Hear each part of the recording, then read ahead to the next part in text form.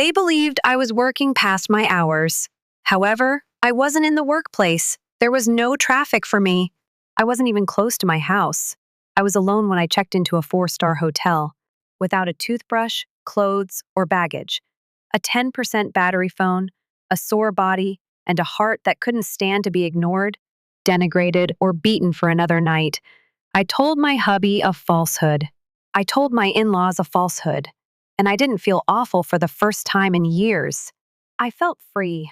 I wish I could say it was the first time. This particular moment, this hurried, desperate escape from home, was sparked by an unexpected act of violence. However, that would be untrue. In actuality, I had been vanishing for years. The focus is on emotional development rather than physical strength.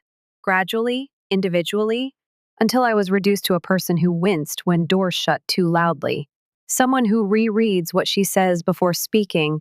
There was once someone who, in order to postpone coming home, stayed in the parking lot of the grocery store for an hour. The final straw wasn't very noteworthy. He struck me once more. This time, I am not using a phone. They wouldn't have left behind proof. No, proof would have been left behind. Rather, he described it as one of those instances of self-defense. He said that as I reached across the bed for my charger, I unintentionally brushed against his belly button, causing me to violate his word. He lost his temper. I saw stars as his fingers drove into my wrist. His tone became icy and piercing. Hissing, "Don't touch me like that again," he pushed me back. I was motionless as I stood. I refrained from screaming. I didn't cry just yet. I simply went to the restroom, shut the door, and gazed at the irate red spots that were spread. The area appears messy and unpolished. Left palm, scratches, untidy, and raw. However, such an outcome is not surprising. I had mastered the art of concealing these things. I was aware of the appropriate sleeves. I am learning how to rotate my wrist precisely. This article discusses how to be joyful despite the pain. It wasn't simply him who broke me that night. It was the quiet. There were his parents. The thump reached them. The scratch was visible to them. Like a child being sent away, they watched me withdraw into the bedroom. And they took no action. There was not a single word spoken. I recognized the expression his mother gave me, "You probably deserved it." So I wept in private. In addition to feeling hurt, I had allowed such behavior to become the norm. I skipped dinner and cuddled up in bed. Like a wounded animal, I curled into myself. My chest is heavy. My body felt exhausted. My spirit is numb. I woke up early the following morning. Work was where I had to be. We were starting a major project, which I had been working on for more than a year.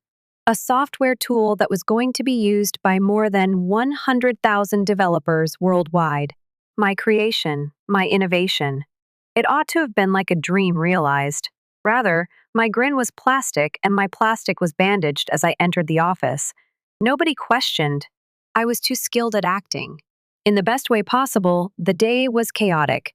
There were last-minute bug fixes, meetings, and emails. Everyone is teeming with anxiety, and I allowed myself to forget for a couple of hours. I received praise at work. My supervisor gave me a handshake. My coworkers gave me back pats. Messages from developers worldwide eager to test my product flooded my inbox. And yet, I had a deep ache in my chest as I sat at my desk drinking coffee. I was fully aware of what would occur upon my return home. We won't offer any congratulations. No arrogance, no warmth. There was only icy quiet, perhaps a sarcastic remark from his mother, and more passive-aggressive inquiries about what I was going to make for supper. I had no desire to return. "I am not available this evening." I left work without telling anyone. I stated I needed some fresh air, closed my laptop, and grinned at the crew. I didn't go home, though. I didn't even look at the clock. My legs propelled me through the metropolis, past blinking stores and honking cars, seemingly of their own volition. I was fueled by emptiness and adrenaline. My body ached. I had a hollow chest. I had no destination in mind. I simply knew that I would never be able to enter the front door again. Then I noticed it. This is a dining establishment. It's familiar, but not fancy. It was a location I hadn't visited in years. I was young, optimistic, and saving every rupee I could when I had my first job. We used to come here every 6 months as a treat, pooling our little salaries in the process. Every time we would get dressed, sit by the window and order the same thing, butter rice and BBQ pig ribs. It was a minor triumph for us. Our preference was for something superior. The server smiled and gave me a menu before I even realized I was entering. I sat near the window by myself. The lights in the city flickered. Around me, couples conversed and giggled. And that identical lunch was what I ordered. At first, it seemed absurd, even childlike and nostalgic. However, something inside of me softened when the hot, comforting food arrived. My eyes stung with tears as soon as I swallowed the first bite. It was more than just the taste. It was a recollection. I am reminded of my former self. She was the girl who once had hope for a future full of art, travel, and painless love. The individual is a 2-time cancer survivor. The girl aspired to create something lovely from the ground up, be it a life or a product. Where had she disappeared to? I realized I hadn't done anything special for myself in years as I gazed at the ribs on my plate. I had been uncelebrated. Nobody has made room for me. I don't even recognize myself. And I decided right then and there. The space is not particularly large. The situation was not particularly dramatic. I'm not going home tonight, that's all. I was afraid of the idea. I wasn't planning. There was no need for a change of clothes. No charger, no cosmetics. I didn't even have a brush. I had left the house too hastily, forgetting my medication. I did, however, have my phone.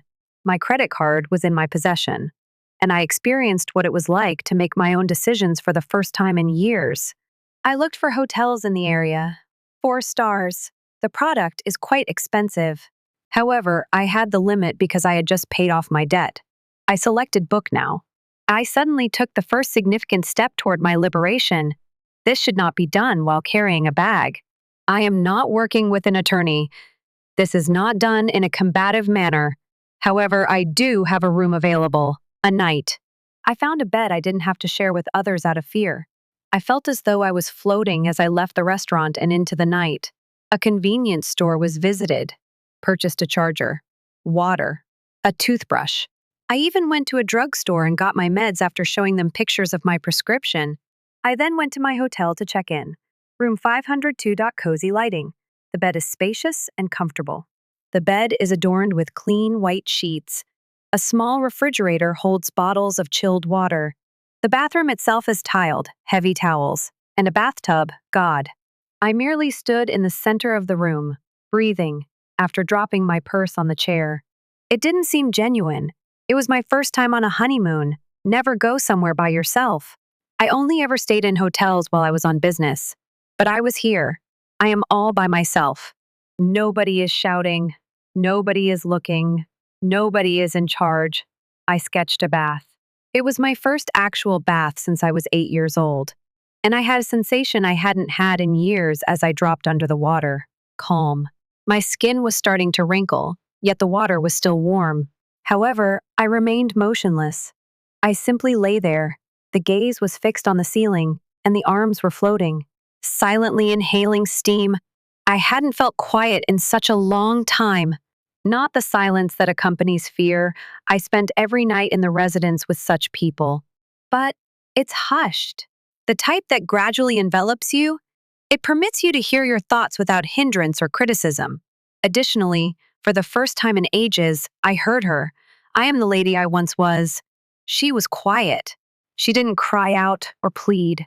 She merely muttered. I thought of the girl who used to giggle until she broke down in tears. This was the person who enjoyed reading poetry. The person who used to dance in front of the mirror while listening to loud music on her headphones, hoping to travel the world someday. She was intelligent, gentle, hopeful, unreservedly alive. And somewhere in the middle, I lost her. I was completely unaware of it. There were thousands of small moments rather than one major one.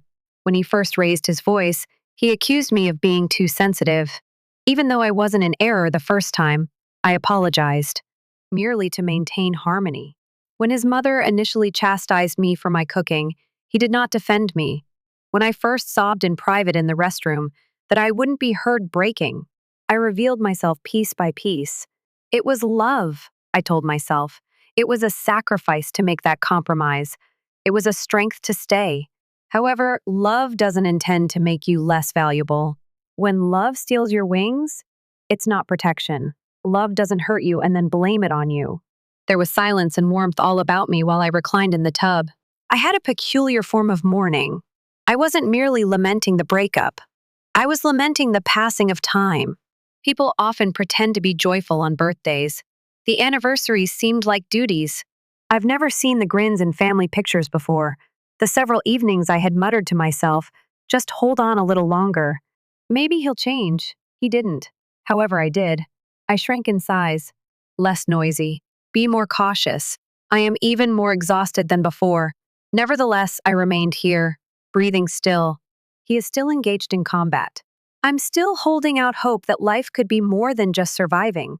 Perhaps, just possibly, I didn't need to earn or plead for happiness.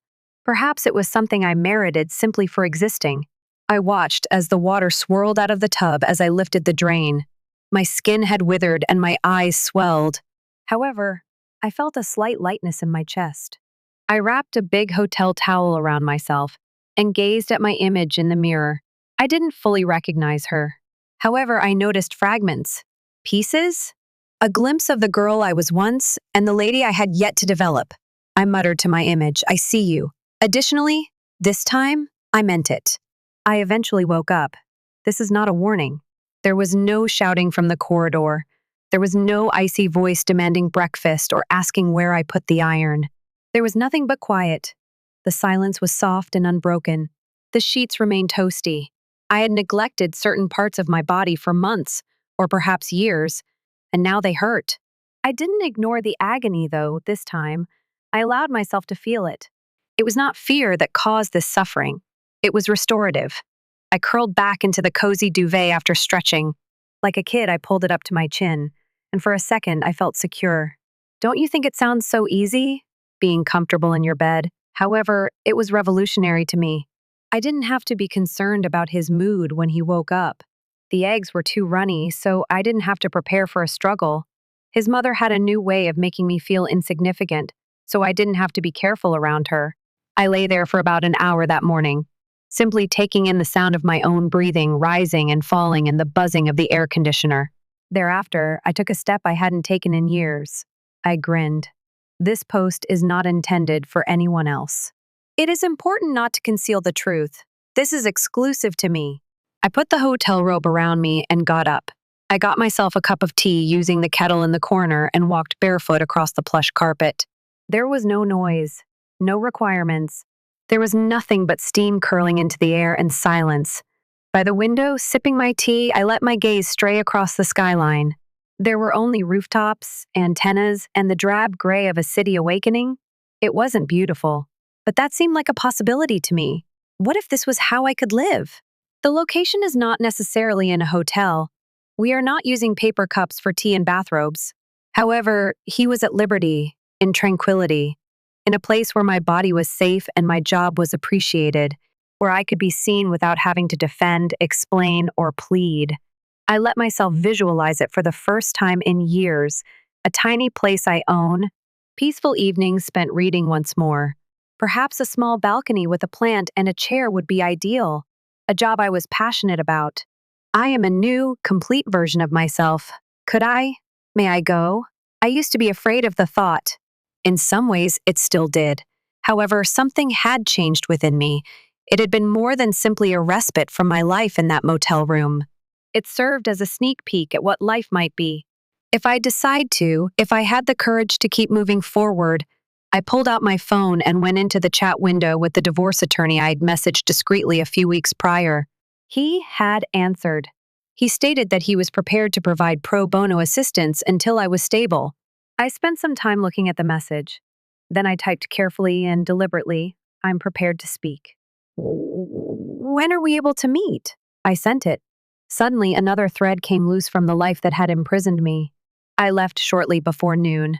As if I were just another weary visitor, the hotel receptionist grinned at me. She didn't know how much that room meant to me. I was cured, if only for a night. I went outside into the sun of the late morning. I am holding my phone in one hand and my tiny bag in the other. Now let's get back to reality. Let's go back to him. I am returning to a home that was never really mine. However, something had changed. I was unique. My hands' bruises hadn't gone away in a day.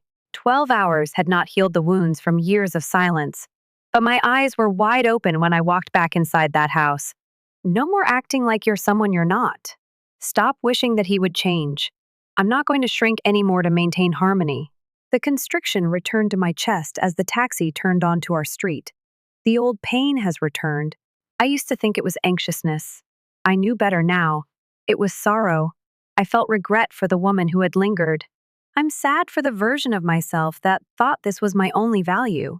The house was silent when I opened the front door. Too silent. My spouse and his mother were sitting on the couch together. Startled, he looked up. He stated bluntly, "You didn't come home last night." Don't panic. Don't worry. Simply annoyance. I didn't respond. I went to the bedroom after passing them.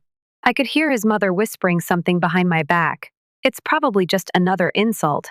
It's another jab disguised as concern. I didn't care. I grabbed a laundry basket and started gathering my belongings in silence, the ones that were important. Some clothing, my papers.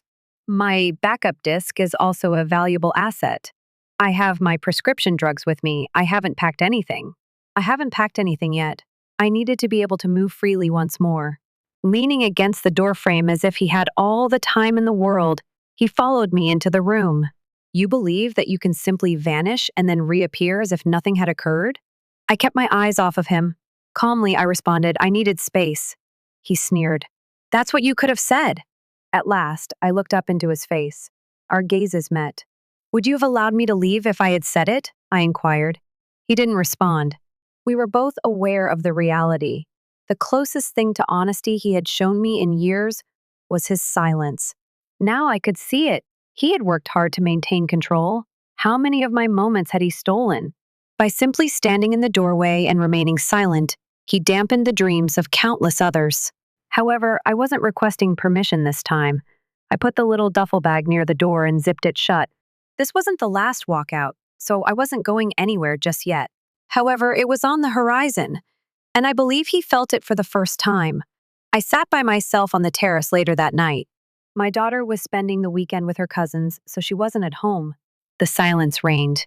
In the distance, I could hear the city, cars, laughter, and the bustle of life outside this house. And I was aware that I was nearly there.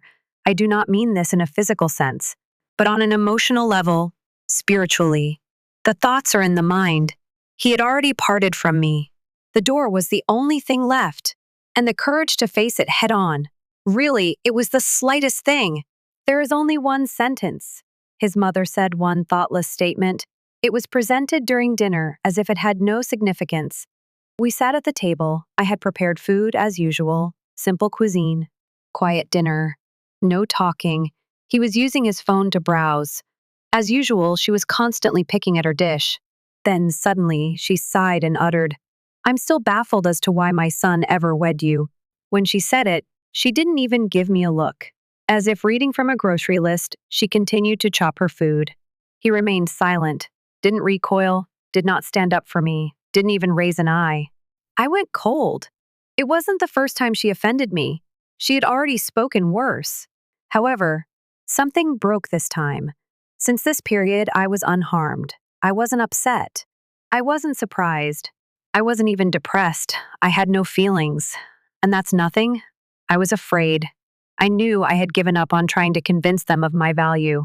I gave up hope that they would change. He gave up on the hope of love that would never come. I surveyed the table, at a man who claimed to love me but never to have shielded me, and at a woman who, the day I walked into her house, thought I was a threat. I felt that I had no place here. I am not at home right now. No, not at this table. This life is not about me. I did not shed a tear that night. I refrained from arguing. Even I didn't defend myself. All I did was wash the dishes, clear my plate, and get into bed early. But my heart was racing beneath the covers. Since I was finished. Well done.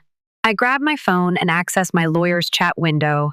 Typed, I'm prepared. I want to go on. In a matter of minutes, he responded. We agreed to meet. He gave me all the information I needed to get ready: paperwork, money, housing, custody papers, and safety tips throughout the changeover. I put everything in writing. Compiled a list. I then decided on a date: 2 weeks. I could make plans in that amount of time to locate a short term apartment. I need to discreetly relocate my most valuable possessions. I wanted to make sure that my daughter would accompany me. I checked the calendar. The day was circled. I would leave this version of my existence one day and start another.